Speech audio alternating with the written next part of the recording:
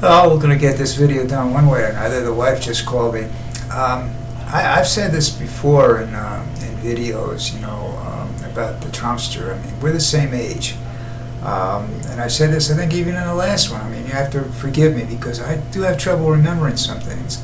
My mind wanders in these videos and whatnot, and his more than wanders. I mean, he's got so many. I think a lot of what's wrong with him is the drugs he's taking. I mean, he and the fact that he's always been this egotistical monster, that's never wrong. And now he's being wrong. He's wrong a lot. He's made some very bad decisions. He's promising more. I really, I don't know what's going to happen. I think maybe, he's worried about the debt. That he has. I've heard upwards of $1 billion. But that means he would have had to have $1 billion, and I'm not sure he ever had $1 billion. But he's, he might be hoping to get reelected and then work a deal to resign in the second or third year after he's really fucked up the country, if he gets immunity. And I don't think that'll work because for two reasons. One, I don't think there's so many people that want to see him get away with everything he's got away with. And secondly, I don't think anybody wants to see Pence as president. That could be just as bad a situation, except maybe the Republicans, certain elements in the Republican Party, who are afraid for their own jobs. This is it's a sad. I've never seen anything like this. Of course, I don't follow. Most of the political change I've seen in other countries has been extremely violent. So I don't have any knowledge of how their governments have dealt with crazy people. I'm not sure that calling the Trumpster crazy is the right way to go. I think he's, I don't know the term I'm looking for right now. Disillusioned? No, that's not right. He doesn't understand. This is, he's always been surrounded with people. He's always been able to surround himself with people that say yes to everything he wants, and nobody argues with him. And you can see looking at the what's going on in the cabinet and whatnot, that he has no tolerance for people that disagree with him. He's right. The rest of us are wrong. We're all stupid people. He doesn't want to shake our hands. He doesn't want to be around us. He wants to stay in his bedroom and watch television and communicate by Twitter. If he could do that his whole life and still get elected president, he would do it. He would never come out of the bedroom. He's just strange. I don't. I'm not a clinical psychologist. I can't go out and tell you this, or this is what's wrong with him, because then I'd have to be diagnosing myself probably with some of the same problems. I think in his case it's more than age. I think it has to do with some of the drugs he's been taking over the years. Not bad, not illegal drugs or anything like that. He just, when he gets sick, he likes to experiment. He listens to the wrong people. You can see that happening with the COVID-19 virus. He's been, now he's taken some steroids apparently, and that's recommended by a doctor. So it's not other people, but it makes you aggressive. It makes you feel invincible, and this man doesn't need to feel any more invincible than he already is. People say, well, if he gets elected, then then we'll just have to, impeach him. The problem, like I say, the problem with impeaching him is that doesn't solve the problem. You still have a Republican president. I mean, there was what was the thing I read about? I read an article that said it's theoretically possible that Kamala Harris could end up being Trump's vice president. First of all, I think Trump would have her executed, thrown in jail, whatever, or he'd try to run the government without a vice president. If his party's in control of the Senate still, he'll try to have her impeached and get rid of her. But other than that, if you impeach him, you're going to get the same thing. You're going to get what you got now, only maybe a little bit more radical than he is. This guy's more. This guy talks to God on a regular basis, Pence. And that's not somebody I want as president either. God's fucked up this planet just as bad as we have. I don't need him messing in politics right now. Let's see, what else is going on in the world? The climate's all screwed up. Hurricanes, ice melt, flooding, fires. And he sits back and says, it's a Chinese conspiracy. Everything's a Chinese or Russian conspiracy. Not a Russian, I'm sorry. Can't say anything bad about the Russians. It's always a Chinese conspiracy or a North Korean conspiracy. If that's the case, why aren't we, why don't we have Chinese troops in our country already? What's the deal here, I think it's very possible, and this is going to sound stranger than hell to a lot of people, but if he wins re-election, I can see Russian troops being stationed in the United States.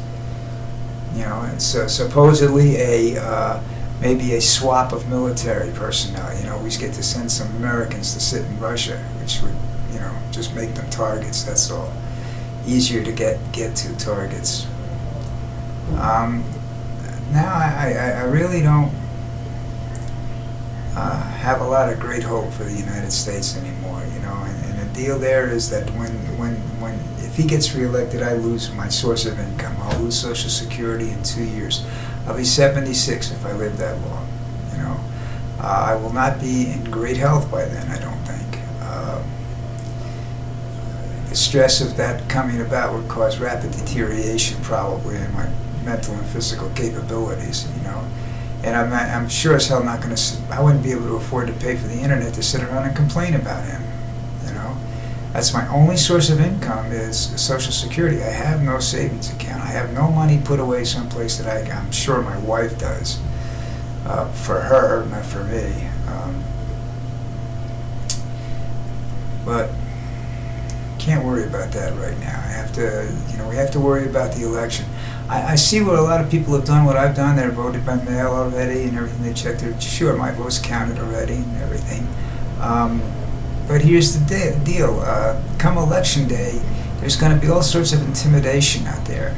And people don't want to go out because of the COVID-19 virus. They're scared about that. Well, if you don't go out and help, if you don't try to help people vote, if you're not going to be a poll worker or just an observer, a casual observer or something, just to report what's going on out there, if you're not going to help in that respect, you're just as bad as not voting.